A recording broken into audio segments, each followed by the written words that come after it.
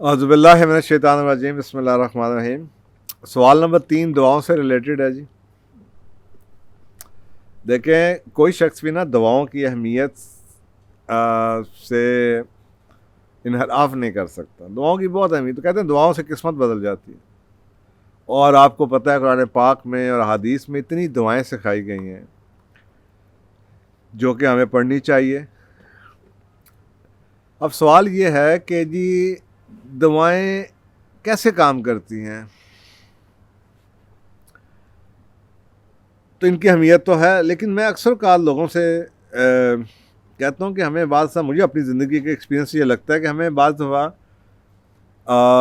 दुआ मांगनी भी नहीं आती। हम मांग तो लेते हैं, लेकिन बाज़ दफ़ा जो उसके असरात नज़र आते हैं हमें लगता है कि हमारी दुआएं कबूल नहीं होती, यानी कि हम दुआओं की कबूलियत को सही तरीके से इंटरप्रेट नहीं कर पाते। तो फिर हम दिल बर्दाश्ता होते हैं कि जी मेरी तो दुआ कबूल नहीं हो रही, हम दुआ करना छोड़ देते हैं। मुझे ये बड़े सवाल इस तरह के आते हैं। उसकी बुनियादी वजह यह है कि हम ये अंडरस्टैंड नहीं करते हैं कि दुआएं ऑपरेट कैसे करती हैं। मैंने एक पिछले भी किसी प्रोग्राम में सवाल का जवाब दिया। एक शख्स है, उसने दुआ शुरू की कि अल्लाह सुब्हाना ताला मेरा रिस्क बढ़ा दे, और वो जॉब करता था। अब वो कुछ ही अरसे में पता चला कि जनाब वो ये दुआ मांग रहा है, उधर से उसकी जॉब जौन सी कमज़ोर होनी शुरू होगी और एक दिन आया कि उसको जॉब से फारिग कर दिया गया। अब वो समझ रहा है कि उसकी दुआ कबूल नहीं हुई तो उल्टी हो गई। मैं उसको ये समझा रहा हूँ कि तुम्हारी ही दुआ कबूल हुई है, क्योंकि अल्लाह सुब्हाना ताला कुरान पाक में ये खुद कहते हैं कि जो अल्लाह ने ही लॉज बनाए हैं। अल्लाह सुब्हाना ताला अपने लॉज को खुद नहीं तोड़ते। खाली दुआओं से कुछ नहीं होता, साथ कुछ उसका इनके कॉज एंड इफेक्ट भी होना चाहिए।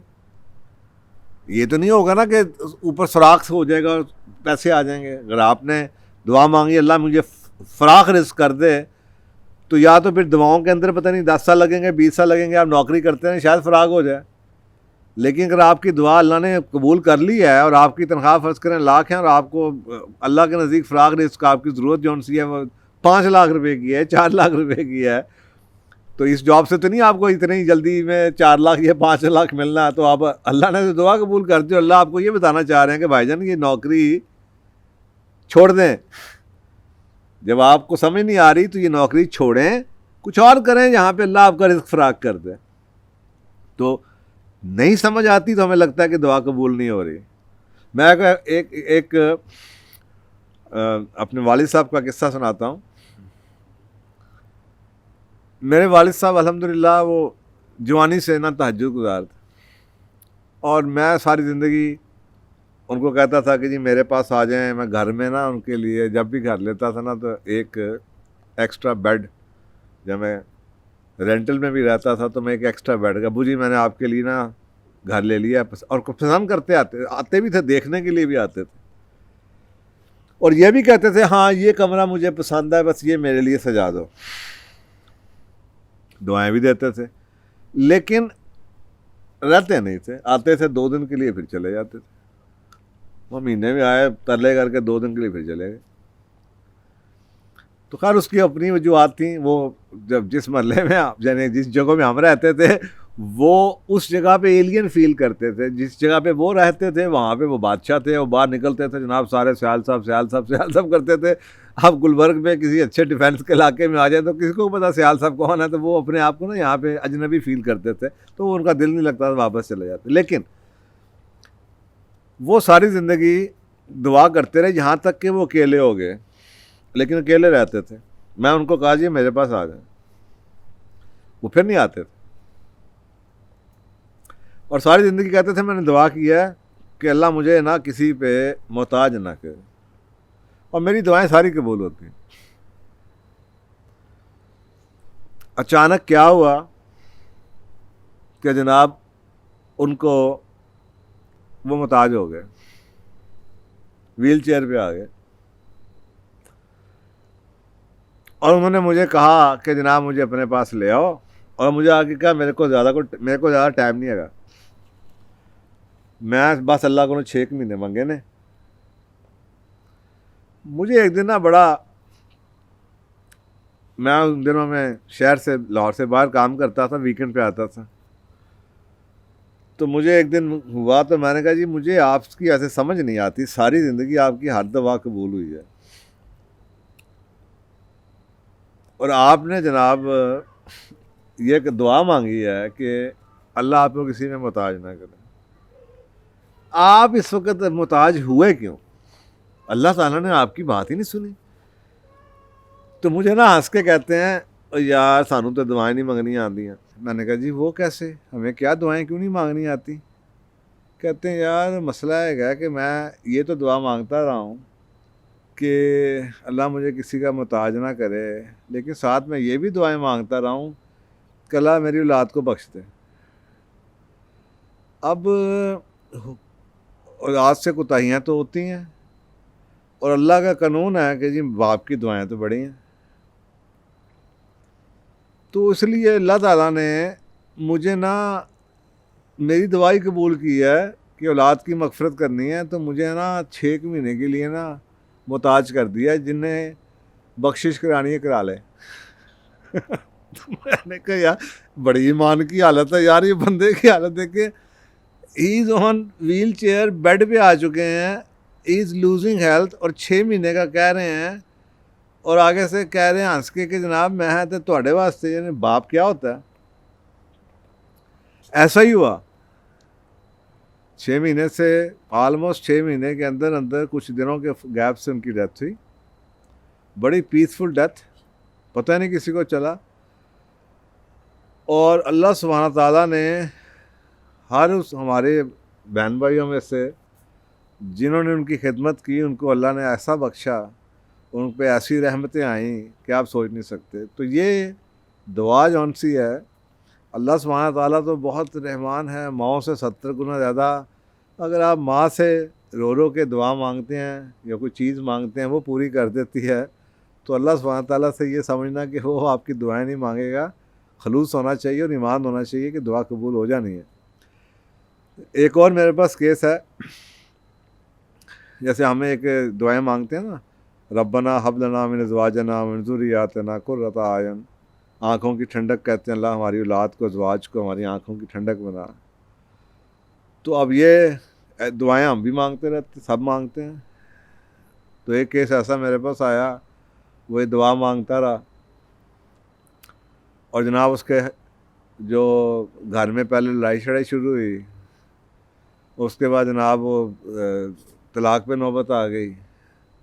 अब वो कहे जी मैं तो दुआ मांगता था कि मेरी अल्लाह आंखें ठंडी करे, मेरे रिश्ते इतने अच्छे हो जाएं मेरी बीवी के साथ और मेरी और बच्चों के साथ, और ये तो काम उल्टा हो गया। तो हुआ ये कि फिर उसके बाद अल्लाह सुब्हान ताला ने दोबारा शादी हुई और ये मेरी लाइफ में 35-36 साल के कैरियर में मैंने अपनी आंखों से देखा है। औरत के केस में भी देखा है, आदमी के केस में भी देखा है कि फिर जब उनकी दूसरी शादी हुई, अब वही बात है कि शायद वो ऑपोजिट हो चुके थे, ग्रो कर, ऑपोजिट डायरेक्शन में ग्रो कर चुके हुए थे और अल्लाह अपना कानून बदलता नहीं। दो अपोजिंग एनर्जियाँ या अपोजिंग बिलीफ सिस्टम एक घर में रह नहीं सकते। दुआ वो मांग रहा था या मांग रही थी। तो अब ये हम सोचें कि नहीं मेरा रिस्क इसी जॉब में बढ़े या मुझे इसी जॉब से सुकून मिले या यही मेरी कुर्रत आयन बन जाए। अब ये अल्लाह सुब्हाना ताला दुआ तो कबूल करता है, लेकिन अल्लाह का अपना तरीके से दुआ कबूल करनी है। अब ये हम अल्लाह सुब्हाना ताला को नाउज़ुबिल्लाह डिक्टेशन नहीं दे सकते कि अल्लाह मुझे इसी जगह से ये चाहिए, मुझे इसी बीवी इसी हस्बैंड से ये चाहिए, इसी को बदल दे। वो अल्लाह सुब्हाना ताला पे अब दुआएं कैसे कबूल करता है। मेरी अपनी लाइफ के अंदर एक नहीं, दो नहीं, 10 नहीं, 20 सैकड़ों एग्जाम्पल्स मौजूद हैं। 35-40 साल की मैंने दुआओं की ताकत देखी है और मैं इंशाअल्लाह किसी और प्रोग्राम में कोई ऐसी बात आएगी तो मैं आपसे शेयर करूँगा। एक दुआ मुझे पक्की याद है जो मैं अक्सर औक़ात मांगता रहा हूँ, अक्सर औक़ात मैंने उसका बड़े नुकसान उठाए हैं दुनियावी तौर पे लोगों के हिसाब से, लेकिन मैं बार बार सोचता हूँ कि मैं वो दुआ, हर वाक़े के बाद मैं सोचता हूँ मैं दुआ छोड़ दूँ, लेकिन मैं वो दुआ छोड़ नहीं पाता। और वो दुआ यही है कि अल्लाह मुझे उन लोगों से दूर रख जो मेरे लिए बेहतर नहीं है। और मुझे उनके शर से महफूज रखे। अब मुझे याद भी नहीं, मैं कब से मांगता आ रहा हूँ, मैं ख्याल बचपन से ही मांगता, अब्बू ने शायद सिखाई होगी। लेकिन मुझे ज़ाहरी तौर पे मेरे बहुत अजीज़, बहुत प्यारे दोस्त, रिश्तेदार, साथी मुझसे दूर हुए और सारा साल बाद पता चलता था कि इसकी वजह क्या है। लेकिन वो बड़ा पेनफुल एक्सपीरियंस होता है। लेकिन मुझे जिन चीज़ों ने पाँव पे खड़े रखा वो ईमान था। मैं अभी भी सोचता रहता हूँ अक्सर कहा कि यार मैं इस उम्र में हूँ, मैं छोड़ दूँ ये दुआ मांगना। तो मुझे लगता है बाज़ वक्त यार लोग जा ही जाते हैं, लेकिन मैं छोड़ भी नहीं पाता कि यार मैं अल्लाह सुब्हानहू तआला पे नाउज़ुबिल्लाह अल्लाह की जजमेंट को मिसट्रस्ट कैसे करूँ। अगर इस दुआ ने मुझे आज तक, लोग आते जाते रहे लेकिन अल्लाह सुब्हानहू तआला ने मुझे बचाए रखा, तो मैं इस दुआ को कैसे छोड़ दूँ, मेरे में हिम्मत नहीं पड़ती। तो खुदाया कभी भी दवाओं की अफादियत को अंडर एस्टिमेट ना कीजिएगा। दुआओं की बहुत ताकत है, और ना ही कभी इस चक्कर में आइएगा कि दवा कबूल नहीं हुई। गौर कीजिएगा, सोचिएगा कि कहीं आपकी ही दुआ अल्लाह अपने तरीके से कबूल तो नहीं कर रहा और आपको कुछ इशारा नहीं दे रहा।